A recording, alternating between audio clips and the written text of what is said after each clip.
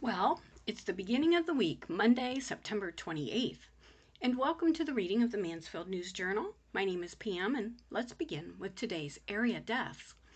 Bob Adkins passed away peacefully Thursday, September 24th, in his Mansfield home. He was 85.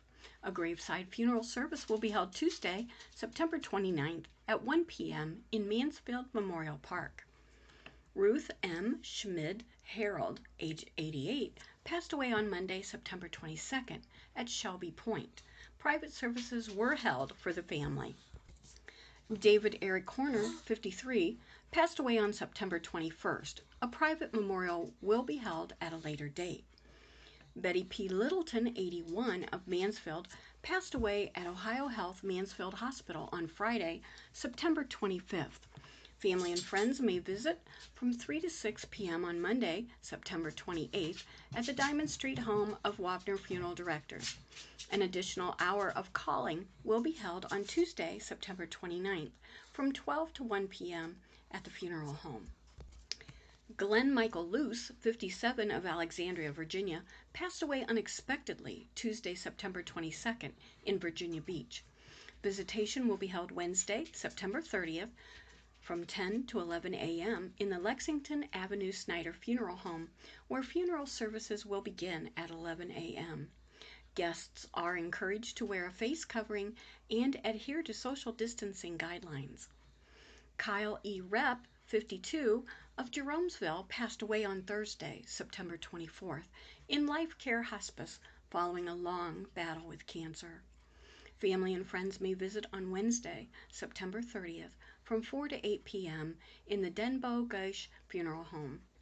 A celebration of life for both Kyle and his father, Clark, will be held on Saturday, October 3rd, from 11:30 a.m. to 2 p.m. in the Legacy Room of the funeral home. Zeddy E. Robinson, 97, passed away September 25th at Arbors at Mifflin after a short illness. Due to COVID, calling hours will not be observed to the public. Graveside services will be observed at 11:30 a.m. on Tuesday, September 29th, in the Mansfield Cemetery. Kay Porter passed away Sunday, September 20th. Members of her immediate family held a private celebration in her honor. No additional services will be held. Roger L. Stillion passed away Monday, September 21st, in his home. He was 90 years old. Friends may call Tuesday, September 29th, from 10 to 11 a.m. in the Lexington Avenue Snyder Funeral Home, where the funeral service will follow at 11 a.m. And that concludes the reading of the area deaths for Monday. So let's begin with our first article. Richland County remains orange by Monroe Trombley. Richland County will remain orange or level 2 for a second week on the state's public health advisory system. After remaining yellow or level 1 for 4 consecutive weeks, Richland County was upgraded last week to the second lowest level on the color-coded map. Neighboring Ashland County was designated red for the first time on Thursday. As with last week, Richland County has triggered 3 of the alert system's 7 indicators: the proportion of new cases not in congregate care settings, sustained increases in emergency department visits, and outpatient visits for COVID-like illnesses. The first indicator is flagged if more than 50% of new cases in at least one of the last 3 weeks didn't come from congregate care setting. Between September 16th and September 22nd, 41.4% of new cases did not come from congregate care settings, meaning there is greater risk of community spread, compared to 56.7% between September 9th and September 15th, and 91.7% between September 2nd and September 8th. The other 2 indicators are flagged if there is an increasing trend of at least 5 consecutive days in the number of people going to the emergency department with COVID-like symptoms, or the number of people going to a healthcare provider with COVID-like symptoms who then receive a confirmed or suspected diagnosis in the past 3 weeks. The 7-day average for emergency department visits ticketed up to 3.71 2 weeks ago, but average has since decreased to 1.71. The 7-day average of outpatient visits rose to 23.43 on September 14th and has hovered around that level ever since. As of Tuesday, the average was 21.3. Though the county did not trigger the alert system's first indicator, new cases per capita, it's worth noting that Richland County had 40 cases in the last 2 weeks. That figure was 38 last week and 31 the week before. With a population of 121,154, that means the county had 33.02 cases per 100,000. That's up from 31.37 cases on September 17th and 25.59 cases on September 10th. Richland County recorded a high of 57.8 cases per 100,000 on August 13th.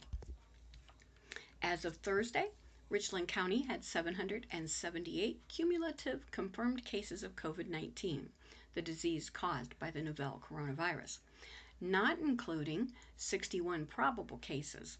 That's 29 more confirmed cases since Monday. Race was reported in 97% of the county's cases.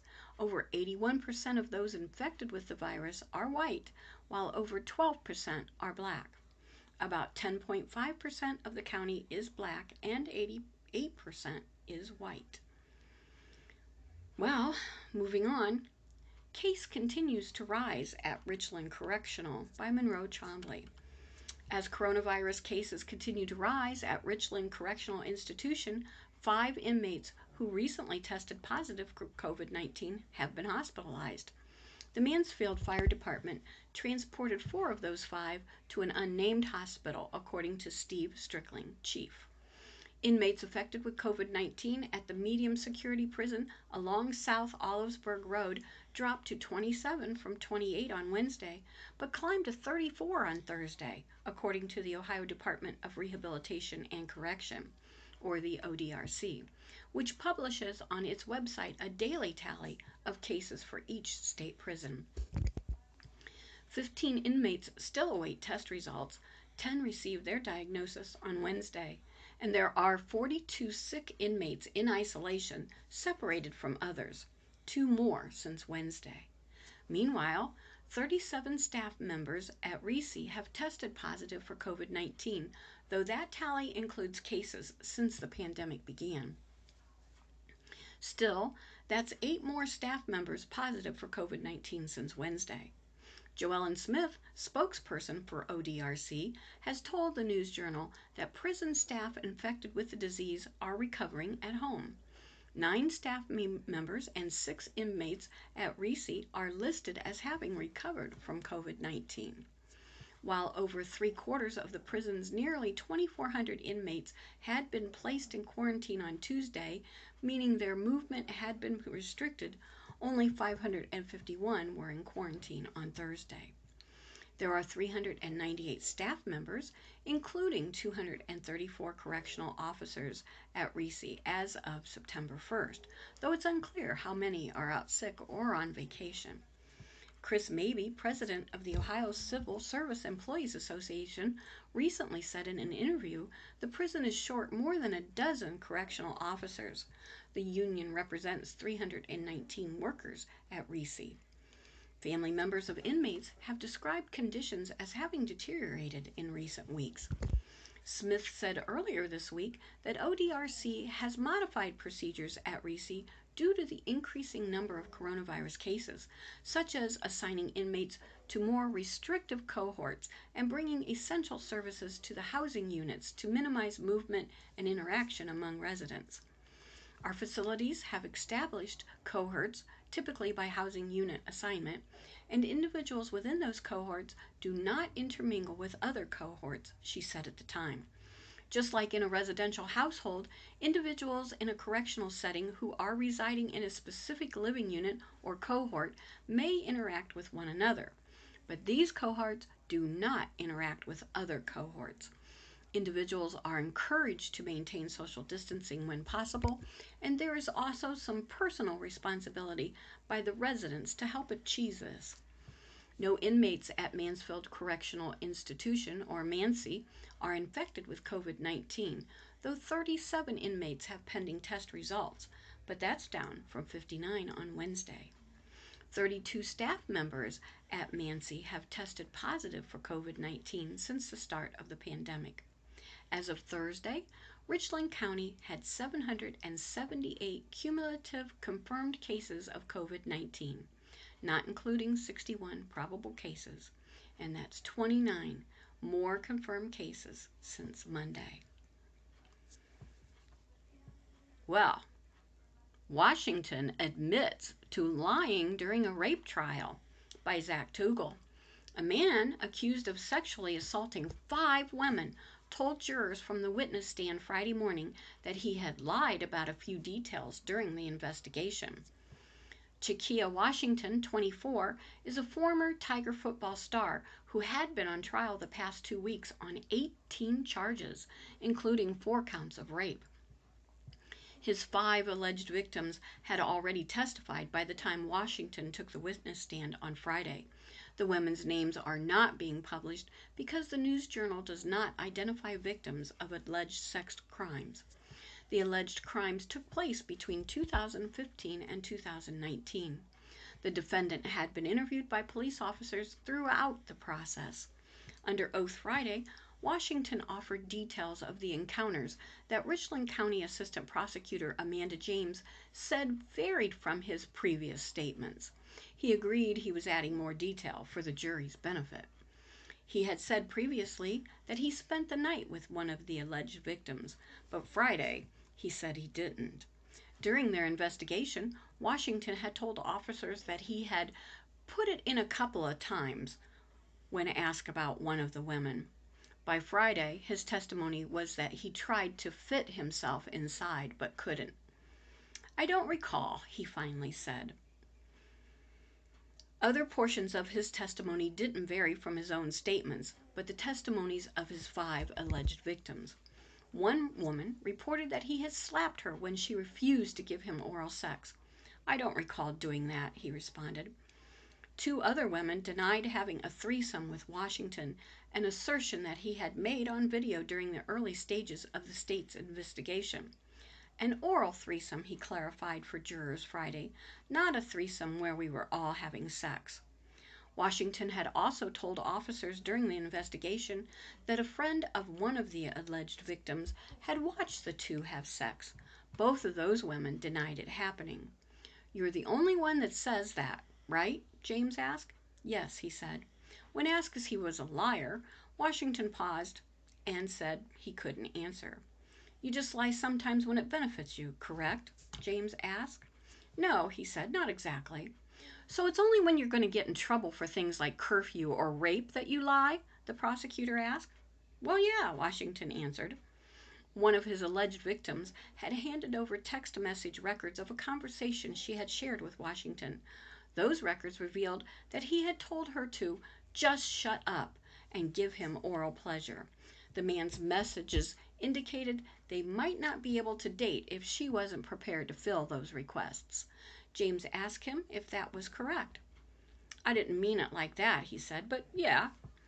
The prosecutor asked Washington if he recalled damaging a woman's vagina during one of the incidences. At first he said he didn't, but then seemed to remember. "You mean that small laceration?" he asked. "That's how you want to describe it?" James asked. "A small laceration?" She then asked Washington if he felt causing such damage to a woman's genital was a big deal. "No," he said, "it's a small laceration." "You're the only person in that courtroom who says it was consensual, correct?" James asked. "Yes," he admitted. Regarding another incident, Washington had told police during their investigation that he had tried to have sex with one woman, but that she wasn't having it, and eventually she was yelling crazy stuff. He admitted Friday those statements were accurate. "Yeah, she pushed me," he told jurors. "I got out of the way." James said it was then that the woman reported being raped. "That's the crazy stuff she was saying," Washington said. All 5 alleged victims reporting being raped by Washington. "They're all lying, right?" James asked him on Friday. "Yes, ma'am," Washington answered. One of the alleged victims reported the sexual assault happening in the shower. Washington admitted Friday she had denied him sex twice before she got into the shower.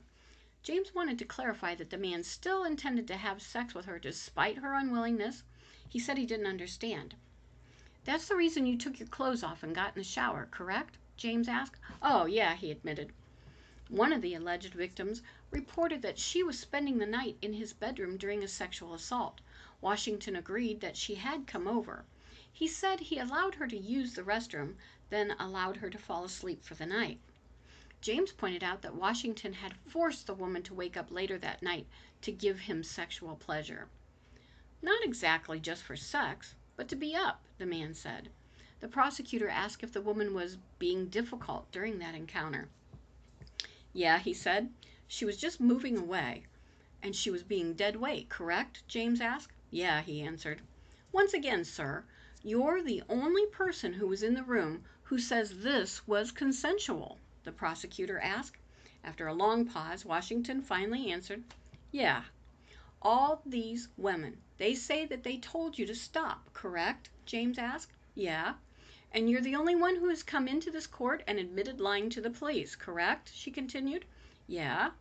Washington's attorney, Matthew Williams, wanted to clarify a few of his statements for the jurors. He asked the defendant to explain what he meant in the text message when he told an alleged victim to just shut up and give him oral pleasure. "When I tell you to." "I mean, girl, when I ask you, just be quiet and perform oral," Washington said. The trial is being overseen by Richland County Common Pleas Judge Phil Namoff.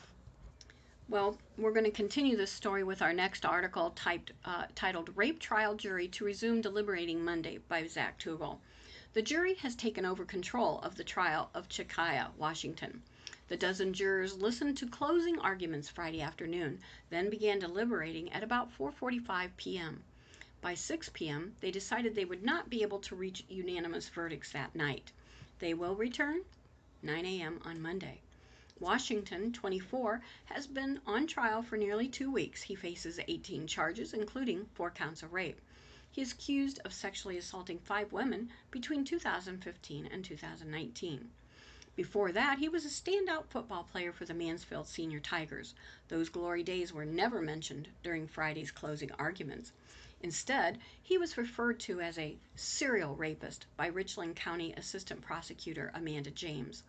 "All of the evidence has shown you the defendant is a serial rapist," she told jurors. She said she reached that assertion because 5 different women reported being raped by him over a period of 5 years. They didn't hang out together or know each other, James said of the alleged victims. They didn't come from the same background or the same circle of friends. The prosecutor recalled portions of defense attorney Matthew Williams' strategy, noting that he and Washington brought up consensual sex that the defendant had had with alleged victims before their attacks. To make a point, James started pouring cups of coffee and attempting to give them to jurors, reminiscent of a drill she reminded performing for them during the first week of the trial.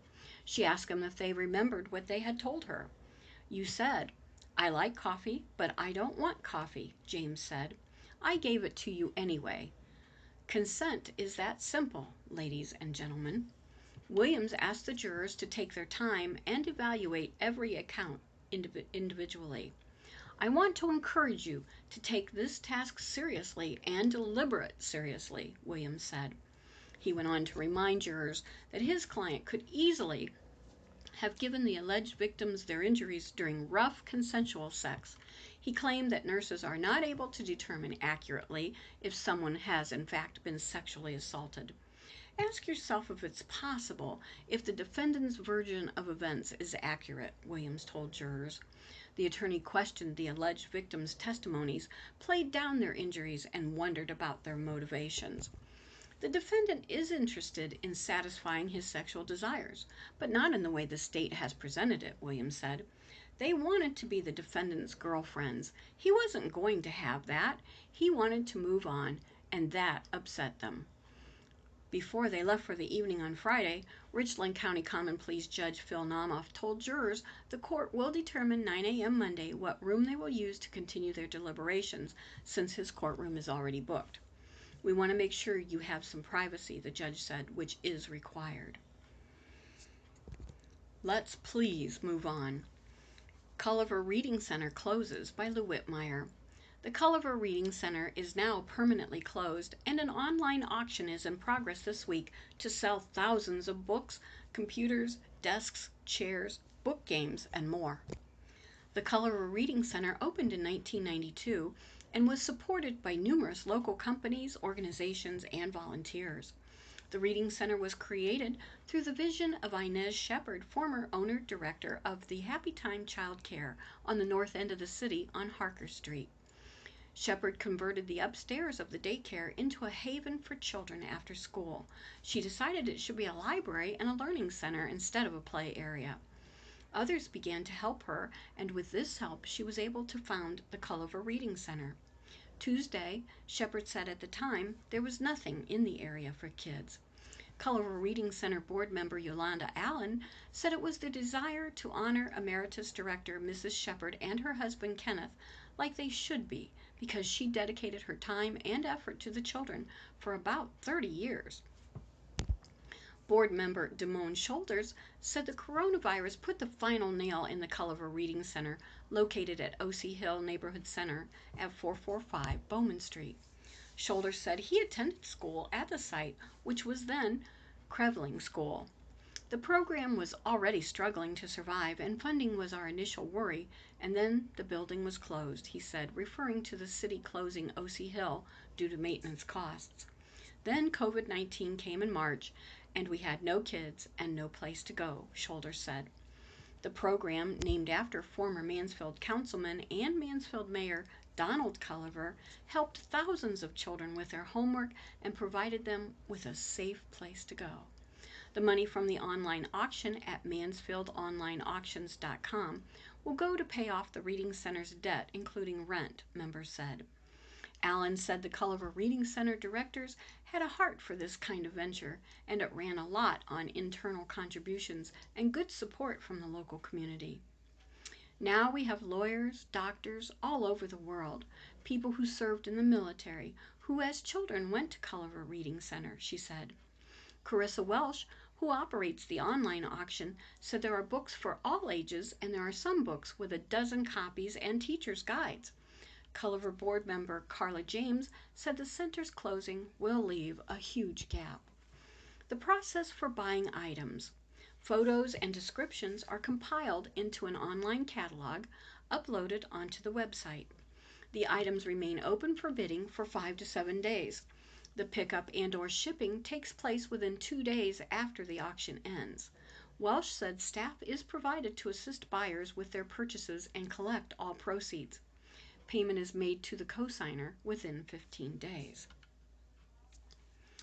Up next, police say 15 shots were fired into Menard's window, by Lou Whitmire. Ontario Police Chief Tommy Hill Friday reported that someone fired an unknown caliber weapon approximately 15 times at 11 p.m. Thursday into the windows of Menard's at 1999 Walker Lake Road. There were no employees in the store at the time. Officers and crime scene technicians have been on the scene and continue to gather evidence, according to a news release issued Friday from Hill. The motive and suspect's identity are unknown, Hill said. Ontario police are asking anyone with information regarding this incident to call 419-529-2115. Those who wish to remain anonymous may use the website www.ontpd.com using the anonymous tip button, or call the tip line at 419-529-1101. Well, it's time to Make a Difference Day food drive to be held on October 23rd by Lou Whitmire. The 15th annual Make a Difference Day food drive will be held Friday, October 23rd, but due to coronavirus restrictions on social gathering, the event will be scaled back, organizer Doc Stumbo said. This year, the event aimed at restocking food pantries will be held October 23rd from 7 to 9 a.m. at the rear parking lot of the Renaissance Theater, 138 Park Avenue West, where cash, checks, canned goods, and non-perishable food items can be dropped off, Stumbo said. The food drive will continue all day October 23rd from 9 a.m. to 5 p.m. at two sites, Harmony Health, 124 West 3rd Street, and Catholic Charities, 523 Park Avenue East, where residents are encouraged to drop off donations of cash, check, canned goods, and non-perishable food items. Stumbo said there is a great need at both Harmony House and Catholic Charities to help feed people in need. He said any donation is appreciated, even one can of food or $1 in cash. The local AFL-CIO and the trade unions are getting together already to bring items to the Renaissance Theater.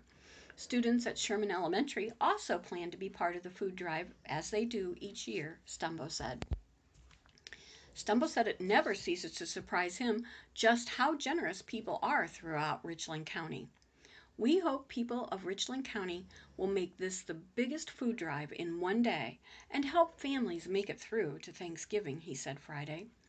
As is the annual tradition, media, including the Mansfield News Journal, Mix 106, Richland Source, the Madison Ontario Tribune Courier, WMFD TV 68, WRGM, 99.3 The Light, Y105, MY 100.1, 102.3, the Fox 101.3 WNCO, Fox Sports Radio WNCO AM, WMAN, and 107.7. The Breeze are helping to spread the word about the event. Miss Ohio Carolyn Grace Williams will be on hand outside the Renaissance Theater to make a difference day. Stumble said if anyone wants to make a donation but can't come to one of the drop-off sites, he will come and pick it up. There is help with winter heating bills available. Those who need help paying for winter heating bills can apply now for HEAP, the Home Energy Assistance Program. The Ohio District 5 Area Agency on Aging says all heating types are eligible for energy assistance programs: electric, wood, coal, natural gas, propane, and kerosene. Anyone 18 and older may apply. Those 60 and over can get assistance by filling out an application. If you would like more information, call the area agency at 419-524-4144 or 800-860-5799. And now, my dear listeners, that concludes the reading of Mansfield News Journal for Monday, September 28th, 2020. My name is Pam. Please stay safe until we meet again. Be abundantly blessed and do what you can do to make it a great day.